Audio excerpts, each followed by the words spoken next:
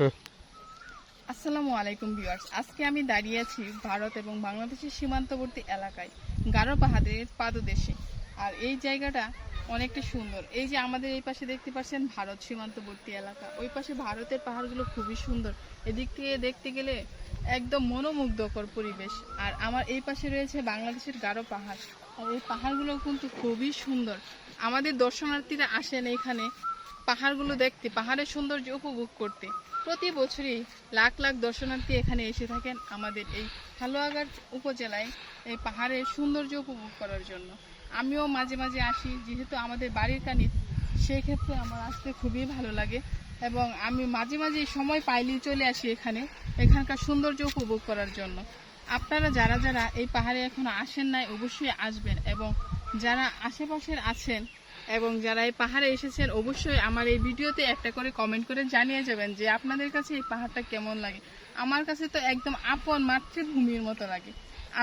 যদিও আমি এই পাহাড়ের আশেপাশেই আমার বাড়ি, তবুও আমার কাছে এত বেশি ভালো লাগে।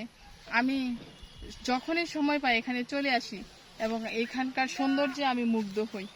আপনারা যারা এখনো আসেন নাই অবশ্যই আসবেন, এবং এখানে কিন্তু অনেক সুবিধা রয়েছে, অনেকগুলো দোকানপাটও আছে।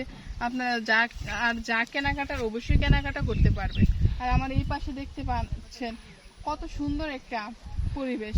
এখানকার বাচ্চাদেরও খেলার জন্য জায়গা রয়েছে। এখানে একটা সুইমিং পুলের মতো ব্যবস্থা আছে, যেখানে ছেলেমেয়েরা এটা হাঁস নৌকা না কি নৌকা যেন বলে, আমি এটা নাও এখন বলতে পারছি না, তবে এই নৌকা চালানোর একটা অভিজ্ঞতা পেয়ে যাবেন এখানে আসলে পুরো প্রকৃতিটা নিজ থেকে আপন করে নিতে পারবেন।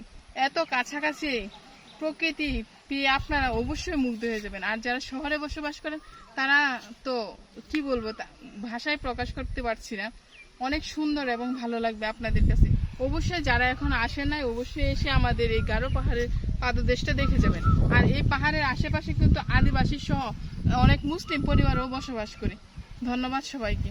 আপনারা আমার এই ভিডিওতে একটা লাইক এবং শেয়ার করে যাবেন।